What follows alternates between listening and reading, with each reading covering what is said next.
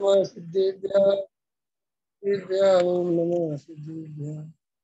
मंगलमय मंगले करने वीतराग विज्ञान नमो तार जाते भे हरे हंता दिला हरे मंगल कर महा ग्रंथ करन के काज जाते मिले समाज सब आवे निज पद राज। इस भवतर का मूल एक जानौ मिथ्या भाव ताको कर निर्मूल अब करिए मोक्ष पाव।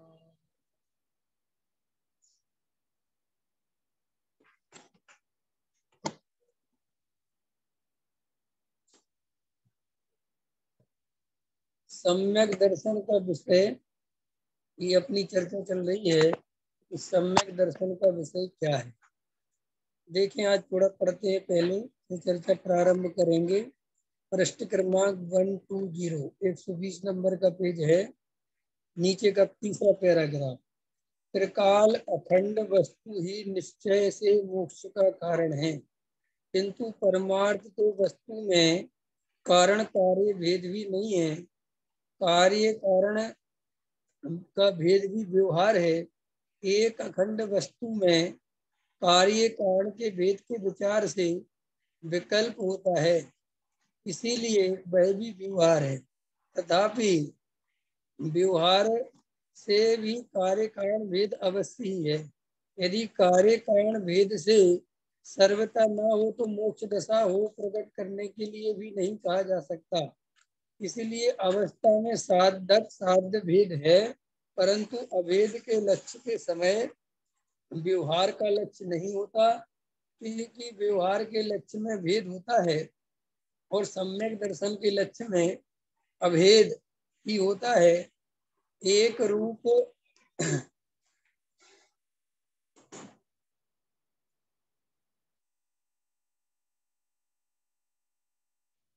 एक रूप अभेद वस्तु ही सम्यक दर्शन का विषय है।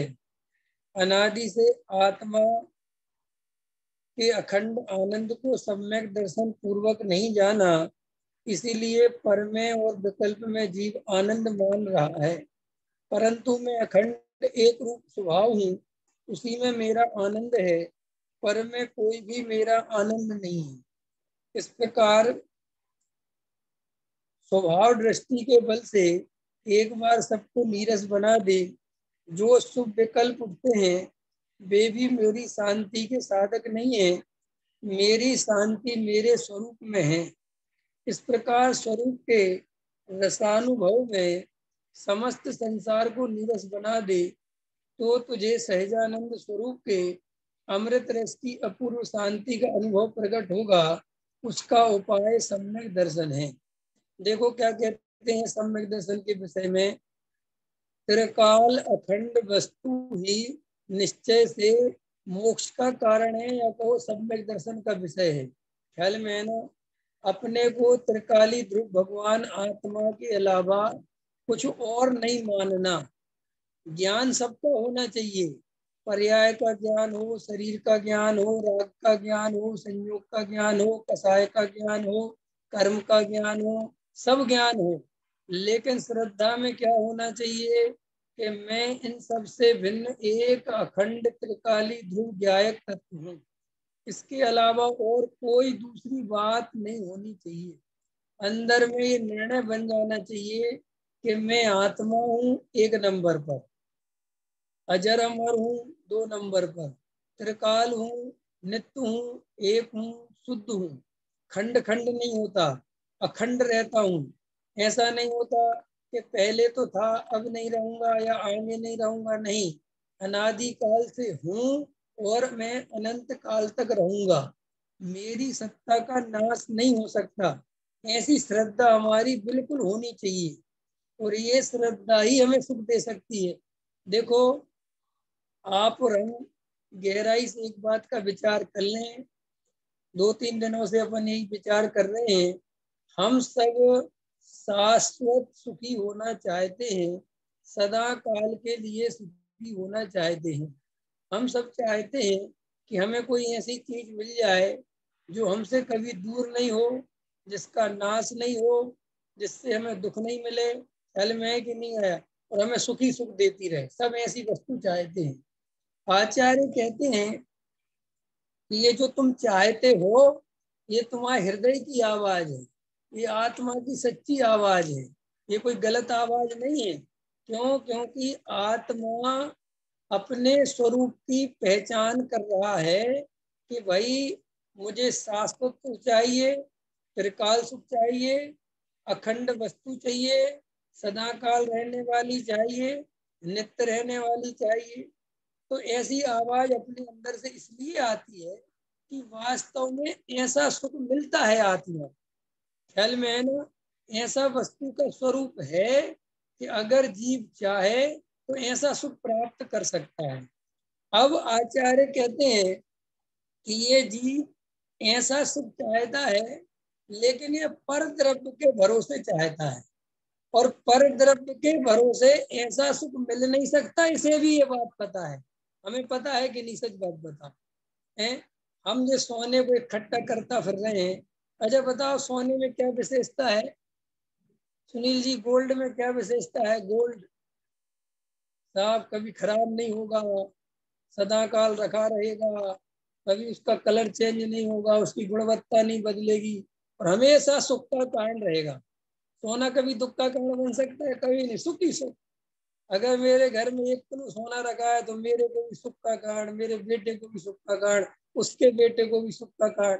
हाँ, कोई छीन के ले जाए, कुछ हो जाए, वो एक अलग बात है, लेकिन वैसे तो वो सुख का कारण है। उदाहरण के लिए ऐसे ही आचार्य कहते हैं कि तुम सोने में कल्पना करते हो, संजोगों में कल्पना करते हो, सब कुछ करते हो, लेकिन अंदर से ये बात तुम भी जानते हो कि सोना बना रहेगा, लेकिन मैं नहीं बना रहूंगा। इसलिए तुम सोने पे भरोसा नहीं करते पूरी तरह। अंदर तुम्हें पता है ना, सच्चाई तो यही है। भले ही तुम शाश्वत की कल्पना करते हो, भ्रम पालते हो कि मेरी पत्नी सदा काल बनी रहेगी, अरे मौत को भूल के रखो। कोई मौत की चर्चा करे तो कहते हैं ऐसी फालतू बातें मत बोला करो, है ना?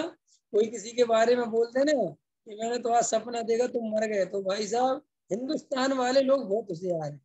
अब ऐसा सपना किसी के बारे में आ जाए, रिव्यू की, तुम्हें ऐसा सपना आ जाए मेरे बारे में कि कल मैंने देखा शास्त्री जी आप तो मर गए, कोरोना हुआ और मर गए। अब आप मुझे ये सपना कैसे सुना सकते हो? क्योंकि आपको लगेगा ये तो गलत देख लिया। लेकिन अपने भारतीय संस्कृति वाले लोग बहुत होशियार हैं। उनने कहा तुम ऐसा सपना भी सुना सकते हो। कि कैसे सुना सकते हैं? कि जिसके मरने की खबर देखते हैं वो उसकी 1 साल उम्र और बढ़ जाती है। इसलिए तुम कह रहे ना कि पंडित जी तुम तो 1 साल और बढ़ गए, लेकिन तुम्हारा सपने में तो तुम मर गए कि नहीं मर गए? तो अपने यहाँ पे ऐसे मरने की बात। लेकिन ये बात हम करें और चाहे नहीं करें, इससे होता क्या? सत्य तो यही है ना। ये तो हम भी जानते हैं, आप भी जानते हो, सारी दुनिया जानती है कि मरना सबको एक दिन, अपनी अपनी बार, दल बल देवी देवता मात पिता परिवार। सब जानते हैं बात, सबको पता है, कोई ऐसा संसार में नहीं है। अब लेकिन देखो, जैसे मैंने कल उदाहरण दिया था, इस जीव को बेचारे को इस संसार में आत्मा तो मिला नहीं, मिले हुए को समझो देखा नहीं, आत्मा मिला हुआ नहीं, मैं आत्मा तो कहीं गया नहीं, मैं तो आत्मा ही हूँ। लेकिन आत्मा होते हुए भी कभी आत्मा पे दृष्टि नहीं डाली, कभी आत्मा की अनुभूति नहीं करी, हमेशा पुद्गल के भरोसे पड़ी रहे। किसके भरोसे पड़ी रहे? पुद्गल के। और अंदर से ये भी पता है कि ये पुद्गल साथ देने वाला नहीं है, लेकिन करे क्या? कोई उपाय तो है नहीं। संसार में होता है ना कि कोई उपाय तो है नहीं, है ना? तो बार बार फिर चलो वही मिथ्या कल्पना कर लो, नहीं नहीं ऐसा नहीं है, सबके साथ भले ही ऐसा होता है, अपने साथ ऐसा नहीं होगा, उन लोगों ने तो गलती कर दी थी, दूसरों उनका तो ट्रक ऊपर चढ़ गया था, उनका हार्ट फेल हो गया था, अब उनका हार्ट ही फेल हो गया तो करें क्या? है, और उनका साहब वो किडनी खराब हो गई थी, और साहब उनका ये खराब हो गया था, उनका ये उनको कैंसर हो गया। मैंने वो सारे निमित्त की बात कर करके अपने को बचाना चाहता है कि मेरे को ऐसा कुछ नहीं हो सकता। जैसे उनने कभी सोच के किया हो, ख्याल में आया कि नहीं आया, है ना। अपन अच्छा अपन को लगता है कि अपन अल्पायु में मर जाएंगे, अपन को लगता है अपन का एक्सीडेंट हो जाएगा, नहीं, हमेशा रोज एक्सीडेंट सुनते सब, पर ऐसा लगता है ये क्यों है? क्योंकि जीव ऐसा भ्रम बना के रखना चाहता है। क्योंकि ये सारे भ्रम अगर तोड़ दोगे तो जीव को बहुत घबराहट और बेचैनी हो लगेगी। अभी जैसे ये कोरोना काल आया तो कई लोगों को डिप्रेशन की बीमारी पड़ गई, कुछ कुछ और बीमारियां बढ़ गई। क्यों बढ़ गई? क्योंकि अपनी याद आना चालू हो गई, भ्रम टूटने लगे। जो भ्रम बना के रखे थे ना लोगों ने, अरे साफ पैसे में बहुत ताकत होती है, और पता नहीं कौन कौन से भ्रम, मैं तो उन भ्रमों की कहाँ तक चर्चा करूं, है ना। और जवानी जिंदाबाद, अरे ना तो 60 वाले मर रहे हैं। पहली लहर में हमेशा आदमी के दिमाग में क्या था, वो तो 60 प्लस तो पड़ रहे हैं, और जिनके डायबिटीज है और हार्ट क्या, ब्लड प्रेशर की बीमारी है और ये है, अपन थोड़ी। अब मस्त थे आदमी, समझ गए ना। अब जब ये दूसरी लहर आई और उसने देखा 30 का भी निपट गया और 32 का भी निपट गया और 28 का भी निपट गया, घबराहट बेचैनी चालू हो गई। क्यों? कि वो भ्रम टूट गया। जिस भ्रम से शांति से रह रहे थे वो भ्रम एकदम से टूट गया। तो अब इस संसार में टोडामल जी साहब समझाते हैं कि ये जीव भ्रम बना के रखना चाहता है। समझ में आ रहा प्रमोद जी? ये जीव भ्रम बना के रखना चाहता है कि इस भ्रम से चलती रहेगी। तो फिर उस भ्रम को और पुष्ट करने के लिए क्या कर लेता है?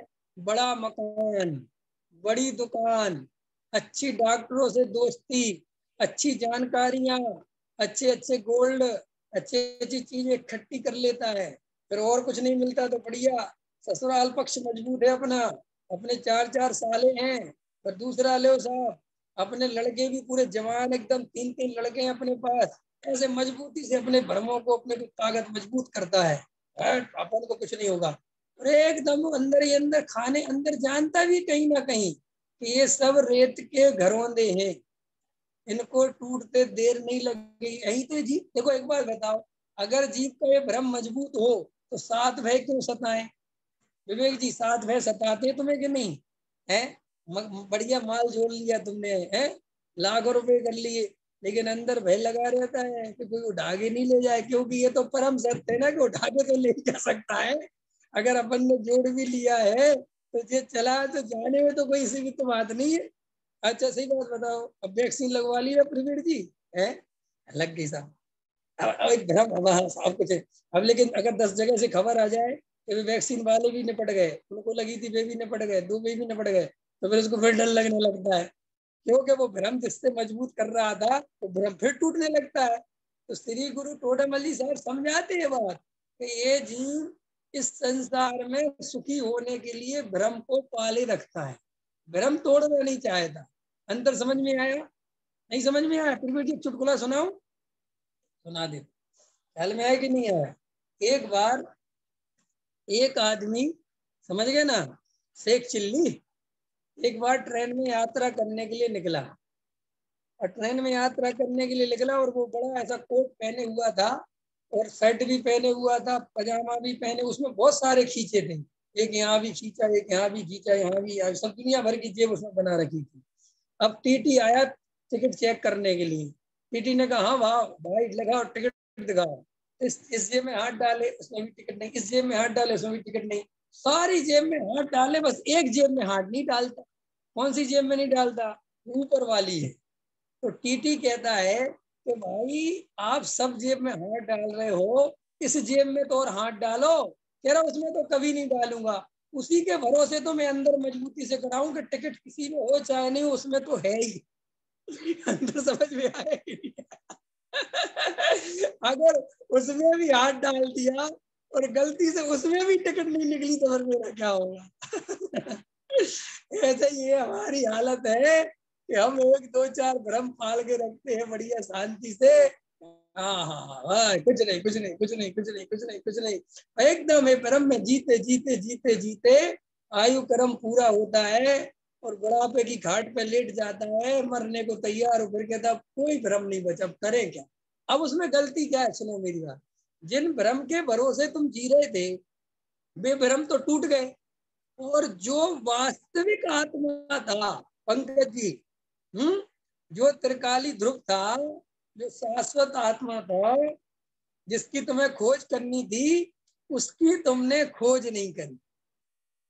ख्याल में आया कि नहीं आया? उसका तुमने ध्यान नहीं दिया। क्यों? क्योंकि तुम तो भ्रम, पैसा, रुपया, मकान, दुकान, इनको जोड़ते रहे, लगे रहे ताकत, इनके भरोसे जिंदगी बढ़िया कटेगी। अब जब बुढ़ापे में वो टूट गए भ्रम कि पैसा हाथ में तो है लेकिन खर्च करने के लिए कुछ नहीं बचा, डॉक्टरों ने कह दिया कि घर उठा के ले जाओ, पैसा कोई काम का नहीं है, क्या करेगा पैसा? बच्चे घर उठा के ले आए, लड़के अपने अपने कामों में लगे हैं, खाट पे लेटा पड़ा हुआ है। जिन बच्चों के भरोसे भ्रम पाल रखा था कि मुझे सुखी कर देंगे और बुढ़ापे में मेरा सहारा बनेंगे, अब इस सहारे के नाम पे करें क्या बेचारे? खाट पे लेटा सकते हैं, ग्लूकोज की बॉटल लगवा सकते हैं और क्या करे बेचारे? कोई तुम्हारी जवान तो कर नहीं सकते वे तुम्हें, हैं? तुम्हें जो जो स्थिति है तुम्हारी, वो तो स्थिति बनी रहेगी। फिर वहां पे भ्रम टूटता है, फिर रोता है। अब रोता क्यों है? रोता इसलिए कि भ्रम सारे टूट गए और जो भ्रम से रहित भगवान आत्मा था उसकी तलाश करी नहीं, उसको खोजा नहीं, तो समझ में आता नहीं कि किसकी शरण में जाऊं। अंतर समझ में आया सुनीता जी? इसलिए कहते हैं जवानी में ही सत्य की खोज कर लेनी चाहिए, क्योंकि बुढ़ापे में तुम खोज करने बैठोगे तब तो काम खत्म हो चुका होगा। मूर्ख लोग हैं वे जो कहते हैं कि धर्म बाद में करना चाहिए। निश्चित ही वे लोग संसारी थे, मां मिथ्या दृष्टि थे, जिन्होंने कहा धर्म तो बुढ़ापे की चीज है। अंतर समझ में आए कि नहीं आया? ज्ञानी धर्मात्मा जी तो कहते हैं बुढ़ापे की नहीं, अभी। काल करे सो आज कर, आज करे सो अब। ये जो बात है ना, ये सम्यक दृष्टि ज्ञानी कहते हैं कि ये काम तो अभी करने जैसा है। क्लियर हो गई बात? पकड़ में आई कि नहीं आई? तो हमें ये भ्रम बना के रखने की जो आदत है, आचार्य हमसे कहते कि तुम्हें भ्रम तोड़ दो। साहब हमें भ्रम तोड़ देंगे तो हमारा क्या होगा? फिर हम किसके भरोसे रहेंगे?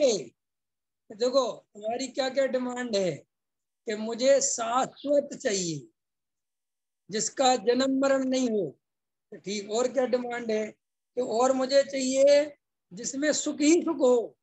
और क्या डिमांड है? जो नित्य हो। और क्या डिमांड है? जिसमें कोई बीमारी नहीं हो, जिसका बुढ़ापा नहीं आए, जिसमें कोई तकलीफ नहीं हो, रोग नहीं हो, शोक नहीं हो, भूख नहीं हो। ऐसा ही चाहिए ना सुख? यहाँ साहब ऐसा चाहिए। तो ऐसा सुख तुम्हारे अंदर ही विराजमान है। समझ में आए ना? आचार्य हमसे भ्रम तोड़वा के हमें वो वस्तु पकड़ा रहे हैं जो ओरिजिनल है। अरे भाई तुम नकली चीज से खेल रहे थे, आचार्य कह रहे हम तुम्हें असली दे रहे हैं। तुम जिस नकली के भरोसे सोना समझ रहे हो वो सोना नहीं है, वो तो पीतल से भी बेकार है। हम तुम्हें जो दे रहे हैं वो गोल्ड दे रहे हैं। तो सदा का साहब हमने तो कभी नहीं देखा। कि तुमने नहीं देखा इसका मतलब वो नहीं है, ऐसा नहीं है। तो साहब आप कैसे कह रहे हो कि हमने भी पहले नहीं देखा था? हम भी पहले ऐसे ही थे, तुम्हारे जैसे हम भी नहीं परद्रव्यों के भरोसे जीते थे। लेकिन एक बार हमें उस शुद्धात्मा की झलक मिली, एक बार हमें उस आत्मा के दर्शन हुए, तब हमें समझ में आया। जिसको खोजा गली गली, नहीं समझे हैं, वो तो मेरे अंदर ही मिली। सारी दुनिया में खोजा तुमने सुख, वो कहीं नहीं मिला, वो तो अपने अंदर ही विराजमान था। एक किंवदंती है ना पुरानी, कि भगवान ने जब मनुष्य को बनाया और देखा ये मनुष्य तो बहुत होशियार है, ये तो बहुत खोजी प्रवृत्ति का आदमी है, और ये तो रोज मेरे को परेशान करेगा और रोज मेरे दरवाजे पे खड़ा हो जाएगा, कमियां गिनाएगा। क्योंकि जब वो मनुष्यों को बना रहे थे, तो जब मनुष्य को बनाया तभी प्रॉब्लम चालू हो गई। वो कहने लगा मेरी नाक थोड़ी ऐसी करो, थोड़ी ऐसी करो, और किसी ने नहीं कहा। उन्होंने कहा यार ये तो प्रॉब्लम क्रिएट हो गई, अभी बंद तो गया। फिर बोले, देवताओं से मीटिंग करी कि भाई ये तो परेशान करने रोज आ जाएगा, क्या करें? तो सबने कहा कि जाके हिमालय में छुप जाओ, किसी ने कहा स्वर्ग में छुप जाओ, किसी ने कहीं, किसी ने कहीं। एक व्यक्ति उसमें बहुत होशियार था, उनने कहा तुम कहीं भी छुप जाओगे ये वहां आ जाएगा। तो बोले कहाँ छुपूं? बोले इसके अंदर छुप जाओ, इसके अंदर छुप जाओ, इसके अंदर ही छुप जाओ। इस सारी दुनिया में खोजेगा लेकिन अपने अंदर कभी नहीं देखेगा। और उस दिन से कहते हैं परमात्मा अंदर बैठा है और ये सारी दुनिया के लोग उसे बाहर खोज रहे हैं। ख्याल में है कि नहीं आया? ऐसे ही आचार्य कहते सुख अंदर है, शाश्वत सुख अंदर है, स्वयं भगवान है, स्वयं त्रिकाली ध्रुव है। अनादि अनंत है, शुद्ध है, जैसी जो डिमांड है इसकी वैसा आत्मा है। बोलो, हमारी जैसी डिमांड है वैसा आत्मा है कि नहीं? बोलो प्रवीण जी, क्या डिमांड है आपकी जो आत्मा के अंदर नहीं हो? बोलो। हैं?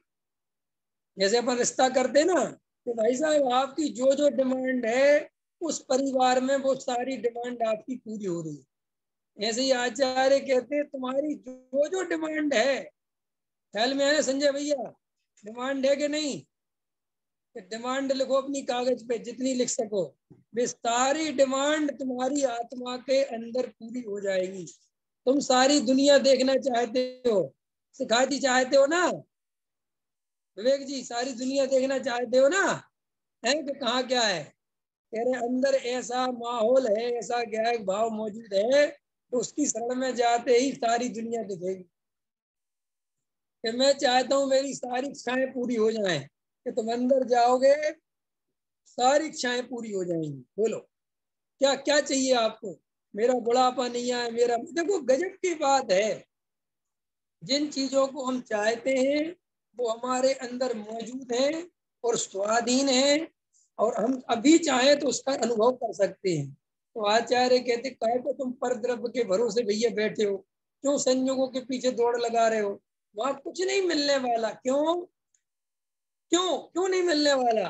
कि भाई जिन संयोगों के पीछे तुम सुख के लिए खोज रहे हो, अच्छा बताओ पंकज जी, ये परम सत्य है कि नहीं? तुम सोच रहे हो कि पत्नी मुझे सुखी कर देगी, ठीक है, और पत्नी से पूछो जरा वो किसके भरोसे बैठी? वो कह रही हम तुम्हारे भरोसे बैठे, तुम ही परमात्मा हो, मैं तुम्हारी भगवान हो, परमेश्वर हो। और परमेश्वर कह रहे हम तेरे भरोसे बैठे। बोलो, बच्चे की तरफ देख रहे हैं कि ये हमें सुखी कर देंगे, और बच्चे रात और दिन कह रहे हैं हमें मम्मी पापा सुखी कर देंगे। सब एक दूसरे के भरोसे बैठे हुए हैं और कोई किसी को सुखी कर नहीं सकता। अगर अपने अपने को सुखी करने में लग जाए तो बात खत्म हो गई। अंतर समझ में आया कि नहीं आया? है? एक घर में चार भाई हैं और एक दूसरे के भरोसे बैठे रहे, बड़ा भाई पेट भर देगा, छोटा भाई पेट भर देगा, मंडला भाई। अरे भाई, इससे अच्छा अपना अपना कमाओ, अपना अपना पेट भरो, समस्या खत्म। ख्याल में है कि नहीं आया? तो इस तरीके से आचार्य हमसे कहते हैं कि देखो, तुम ये त्रिकाली भगवान आत्मा हो और शाश्वत हो, अखंड हो, ध्रुव हो। और ये बात परम सत्य है, क्योंकि तर्क से, युक्ति से सिद्ध होती है कि ज्ञान का नाश नहीं हो रहा है, ज्ञान में खंड खंड नहीं हो रहे हैं, ज्ञान की अखंड धारा बह रही है, ज्ञान बूढ़ा नहीं हो रहा है। अच्छा, ज्ञान बूढ़ा होता है कभी? जानना देखना कमजोर तो कभी नहीं। देखो गजब गजब की बात है। अभी देखो, डॉक्टर साहब एक बात कह रहे थे अभी पीछे, दादा भारल जी, कि मैं अब सब कुछ भूलने लग गया हूँ। ख्याल में है नहीं? लेकिन मजेदार बात है, समय सार नहीं भूल रहा।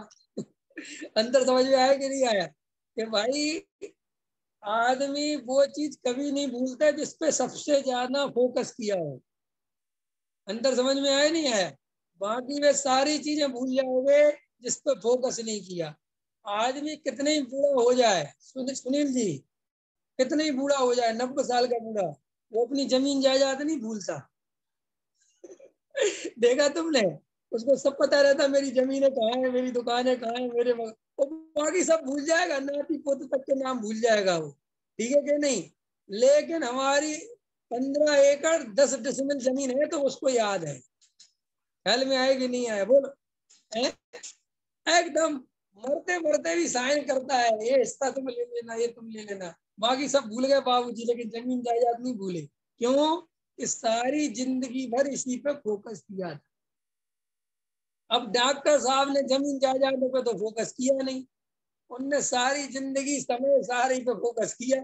अंत समझ में आया कि नहीं आया? जमीन जायदाद के चक्कर में फंसे नहीं गए, तो अब उनको सब कुछ भूलने लग रहे हैं। आजकल कहते हैं मैं अपने बच्चों के भी नाम भूलने लग रहा हूँ, लेकिन समय सार नहीं भूल रहा। और मैं उनसे कह रहा था कि आप भूलोगे भी नहीं, क्योंकि आपने जिंदगी भर काम ही ये किया है। इसलिए आदमी लास्ट लास्ट में जो कहता है ना भूलने लगा, वो उन चीजों को भूलने लगता है जिनसे बहुत ज्यादा प्रयोजन सिद्ध नहीं होता था, जिनसे कोई विशेष काम नहीं था। इसलिए लोग 6 डाला जी याद कर लेते, रट लेते, बाद में भूल जाते हैं। तत्व सूत्र रट लेते हैं, भूल जाते, सब भूल जाते।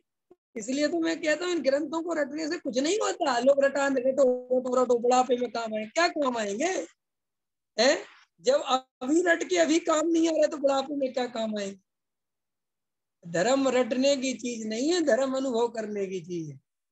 और लोग रटा रहे हैं, रटो रटो रटो रटो रटो। देखो पुरानी माताएं बहनों को याद रहता था, ये रहता था, बोले आज की माता बहनों को गाने याद रहते हैं। ऐसे तंज कसते ना लोग। पंकज जी समझ में आ रहा कि नहीं आ रहा? क्या कहते हैं, पुरानी माता बहनों को भक्तांबर याद रहता था, आलोचना पाठ याद रहता था, है ना, मेरी भावना याद रहती थी, है ना, सब कुछ याद है। आज की माता बहनों को कुछ नहीं रहता। क्यों विवेक जी, सुनीता जी, तुम्हें कुछ याद है कि नहीं? तो बेचारी महिलाएं कहती हाँ सही कह रहे हैं, आजकल संस्कार बेकार है। और मैं कहता हूँ बिल्कुल बेकार, फालतू की बात है ये सब में दम ही नहीं है। मेरा बस चले तो मैं कहूँ कि नहीं, क्या व्यर्थ की बात है। अरे भाई, ये तो द्रव्य क्षेत्र काल भाव के अनुसार परिस्थितियां बदलती हैं। पहले लाइट नहीं थी, गाने सुनने की व्यवस्था नहीं थी। आपको पता है पहले जो करोड़पति लखपति होते थे उन्हीं के पास रेडियो हुआ करते थे। रेडियो भी हर किसी के पास नहीं हुआ करता था प्रवीण जी। समझ में आ रहा कि नहीं आ रहा है? तो मुझे एक बात बताओ, उनको भक्तांबर याद नहीं होता तो क्या फिल्मी गाना याद होता है? क्योंकि वो ही गाते गाते अपनी चक्की पीस रही हैं, आटा पीस रही हैं, टाइम पास था वो बढ़िया। अपना पाठ चल रहा है, ये कोई धर्म नहीं था। हम अपना गाना गा के टाइम पास करते, वो गा के टाइम पास करती थी। लोग लेकिन ऐसी बात है बोल दो तो ही मेरे ऊपर बिजली गिरा देंगे, कहेंगे खंडित पंडित है। लेकिन आप लॉजिकल सोचोगे तो उसमें कुछ भी नहीं है। मैं गारंटी से कहता हूँ कुछ है ही नहीं। हमने उन माता बहनों को भी देखा है जिनको सब कुछ याद था, और उनको क्या करती थी, क्या स्थिति थी, वो हमने सब देखी। समझ में आया ना हमें? हमारे इसलिए मैं बोल देता हूँ, पता कोई अगर मेरे सामने आकर आप गलत बोलते हो, मेरे पास तो प्रूफ है। मैं तो इतने छोटे से गांव में रहा हूँ, और दादियों के बीच में खेला हूँ, बूढ़ी अम्माओं के बीच में खेला हूँ। मैं अभी भी, बूढ़ी अम्मा है मुझे बहुत चाहती, गाँव में जाता हूँ, अरे हमारा बेटा आ गया, ये आ गया, और सब सब दिखाई देता है। घनघोर मायाचार, घनघोर सब स्थितियां, कोई आत्मा की बात कुछ सुध नहीं, कोई खबर नहीं। ख्याल में है ना? बस वो जो रटा था वो ही रटे जा रहे हैं, सुनाए जा रहे हैं, और उसी में अपने को मस्त कर, अंदर कुछ नहीं है। ये जो हम सोचते हैं कि ये सब बाहर की चीजें, ये तो एक्चुअल बात है कि जैसा द्रव्य क्षेत्र काल भाव मिलता है वैसा है, ट्रेंड हो जाता है।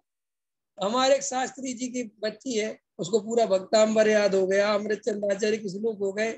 हम ये नहीं कह रहे कि वो अच्छा है, वो तो बहुत अच्छा है, बहुत अच्छा है। लेकिन आप इसको गलती से भी अगर ये समझते हो कि धर्म है, इससे धर्म का कोई लेना देना से कुछ नहीं है। ये सिर्फ और सिर्फ एक पद्धति है।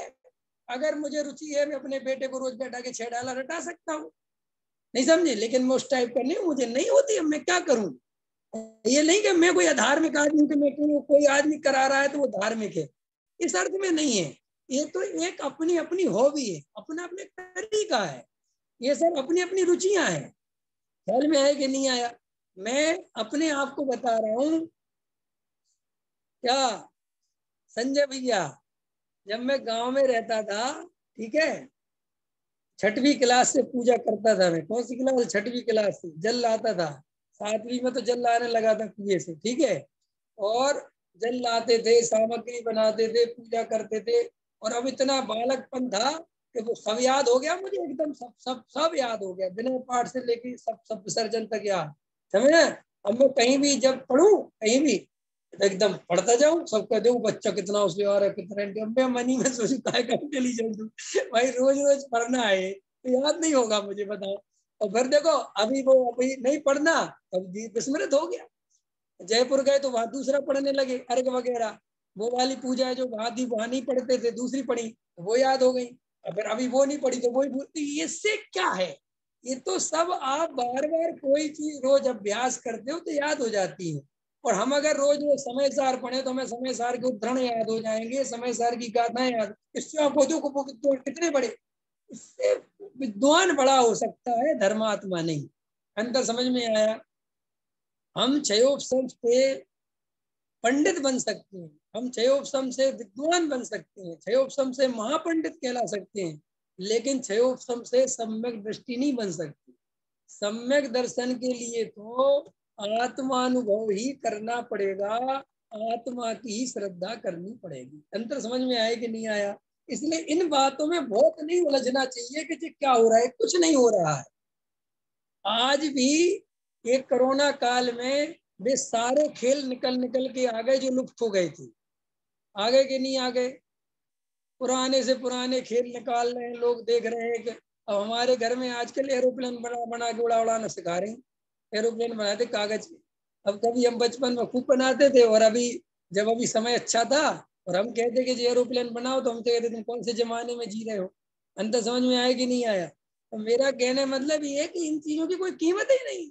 और आज भी अगर लाइट चली जाए, टीवी हटा दी जाए, मोबाइल तुमसे ले लिया जाए, तो सुनील जी तुम कबड्डी खेलने लगोगे गली में।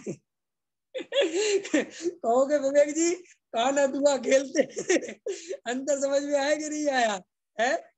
वो अष्टाचंगा खेलते हैं, कंचा खेलते हैं, ये खेलने लगोगे? कबड्डी खेलोगे?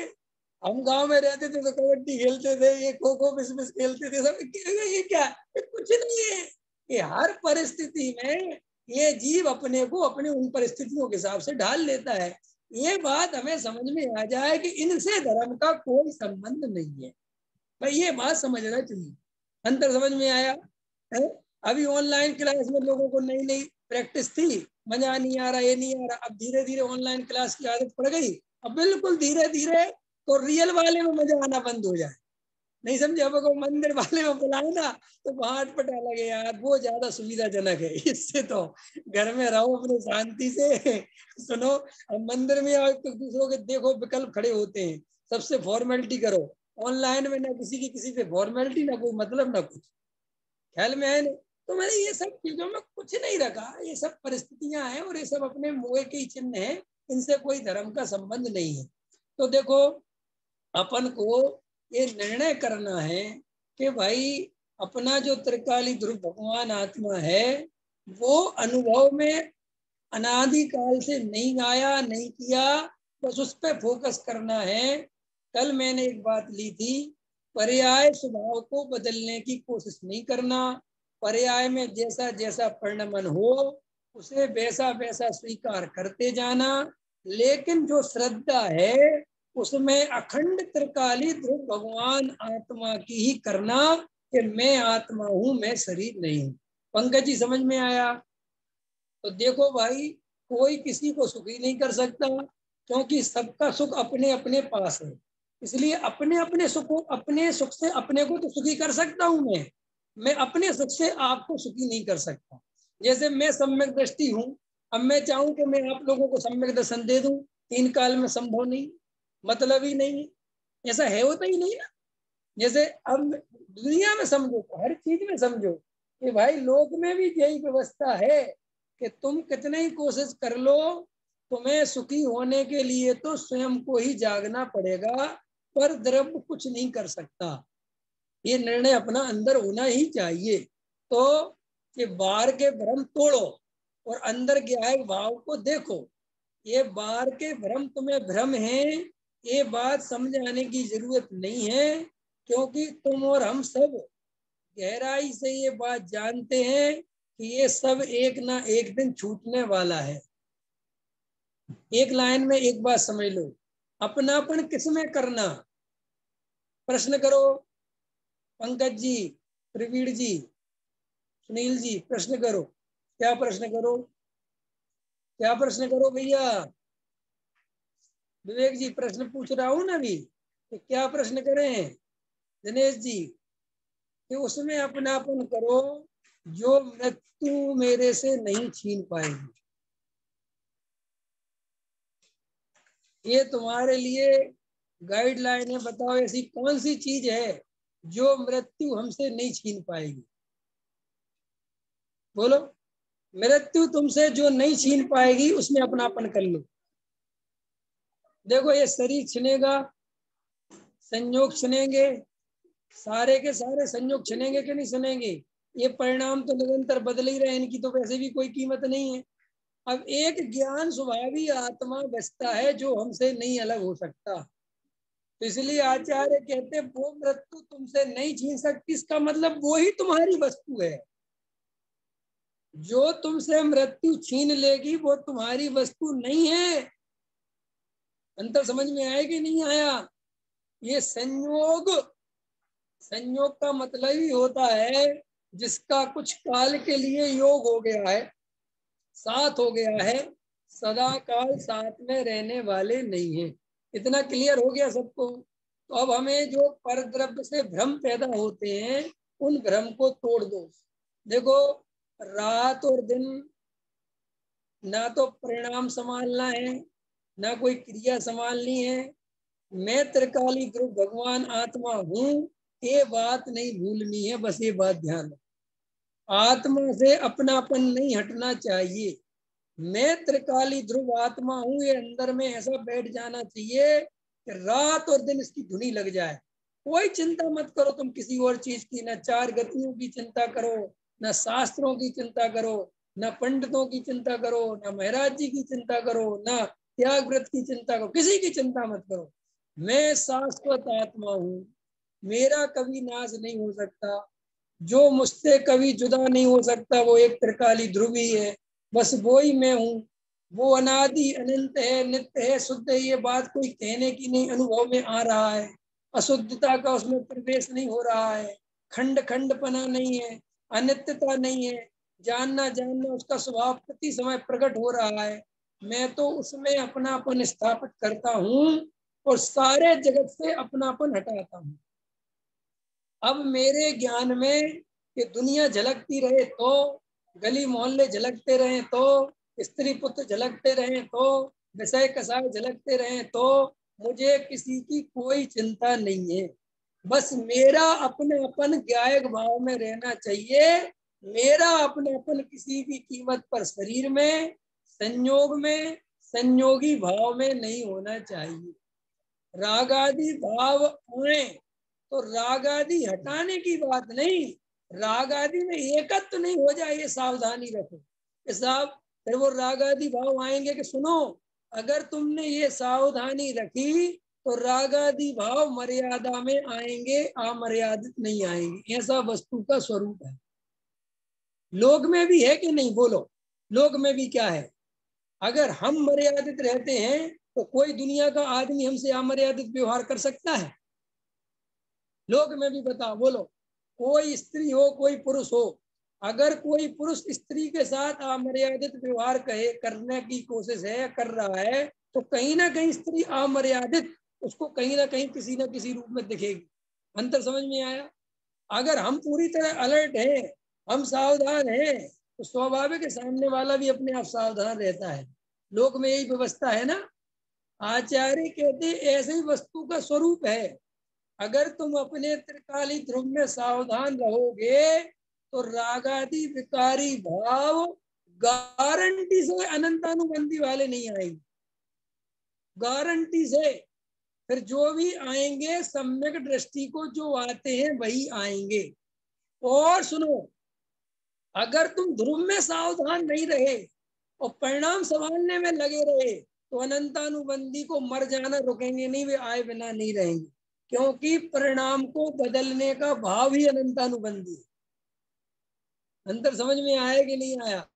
ये परिणाम अच्छे हैं, ये परिणाम बुरे हैं, यही अनंतानुबंधी। और बोलो, अंतर समझ में आया कि नहीं आया? परिणाम से भिन्न ज्ञायक भगवान आत्मा हूँ, ये भेद ज्ञान करना है अपन को 24 घंटे। अभी परिणामों की फिक्र नहीं करना। फिर आप कहोगे परिणाम कैसे सुधरेंगे? कि जब यही भेद ज्ञान तुम्हारा मजबूत होता है और ज्यो ज्यो आत्मा के समीपता बढ़ती है, उपयोग आत्मा की ओर झुकता है, अपने आप वैसे ही कसाएं कमजोर पड़ती चली जाती हैं। प्रमोद जी समझ में आ रहा कि नहीं आ रहा? सचिन जी हैं, पकड़ में आ रहा? सुनीता जी बात कि हमें 24 घंटे क्या करना है? अपने त्रिकाली ध्रुव से नहीं हटना है, अपनी द्रव्य दृष्टि नहीं बदलना है। द्रव्य दृष्टि माने मैं द्रव्य आत्मा हूँ, मैं पर्याय वाला, संयोग वाला, आने जाने वाला भाव में नहीं हूँ। मैं तो जो शाश्वत है, जाननहार है, जानने देखने वाला है, वो मैं हूँ। ऐसे अपनेपन के साथ जो जो वस्तुओं का ज्ञान हो रहा है उनको जानो। देखो वस्तु का स्वरूप ही ऐसा है। राग आदि को बदलने की ताकत अगर जीव में होती तो फिर चौथा गुण स्थान नहीं बनता, पांचवा गुण स्थान नहीं बनता, छठवा गुण स्थान नहीं बनता। ये तो वस्तु स्वरूप है ना। कोई सम्यक दृष्टि राग आदि भाव में रहना चाहता है, करना चाहता है, ऐसा थोड़ी है। वो भी चाहता है कि राग आदि नहीं, लेकिन वो जीव अपने मन से नहीं हटा सकता। अंतर समझ में आया कि नहीं आया? मैंने कल लिया था ना, चारित्र मोह भैया बलवान है। चारित्र मोह कर्म बंधे होंगे कि नहीं बंधे होंगे, वे उदय में आएंगे कि नहीं आएंगे। और फिर मजेदार बात है कि आचार्य भगवंतों का हाथ हमारे ऊपर है ना। तो वे हमसे कह रहे हैं कि भैया तुम पहले मिथ्यात्व का नाश करो ना। वे हमसे कह रहे हैं, उनने हमसे कब कहा कि तुम चारित्र मोह का पहले नाश करो? उनने तो क्लियर कट ये समझाया कि दर्शन मोह का नाश करो पहले काम, पहले नंबर पे। और उनने ये तक कह दिया कि अगर ये पूरा भाव मोह के नाश करने में भी लग जाए तो कोई बुराई नहीं है। बोलो अब इससे ज्यादा तुम्हें क्या चाहिए? और वो के साथ चारित्र मोह, कि तुम चारित्र मोह की चिंता मत करो, दर्शन मोह जाएगा, चारित्र मोह तो अपने आप जाएगा ही जाएगा। क्योंकि उसका काल ज्यादा लंबा नहीं है कि वो चार गति में घुमा दे जीव को। अंतर समझ में आया? ख्याल में आया कि नहीं आया? देखो हजार दफे समझो। जैसे संसार में कई तरह की बीमारियां होती है, बहुत खतरनाक बीमारियां हैं। तो साहब एक बीमारी का नाम कैंसर है। तो साहब कैंसर क्या है कि आदमी को अब बिल्कुल नहीं बचा सकते। बात है नहीं कि उसके तकलीफ हो रही कि नहीं हो रही, कुछ नहीं, कुछ नहीं, कैंसर माने कैंसर। कि साहब इस आदमी को जुकाम है, बुखार है, ये कोई नहीं, ये सब नहीं साहब, ये भी 3 महीना लगेगा, टाइफाइड में 10 महीने लगेंगे, तो कुछ भी हो, लेकिन इसको बचाया जा सकता है। ऐसे श्री गुरु कहते हैं सम्यक दृष्टि के कोई भी उदय आए, कुछ भी हो, इसका ज्यादा कुछ भी बिगड़ने वाला नहीं है। और मिथ्या दृष्टि का कुछ भी उदय नहीं आए तो भी इसका कुछ सुधरने वाला नहीं है। क्योंकि बिगाड़ने वाला एक मिथ्यात्वी है। अंतर समझ में आएगी? अरे मिथ्यात्व माने क्या संजय भैया? मिथ्यात्व माने क्या?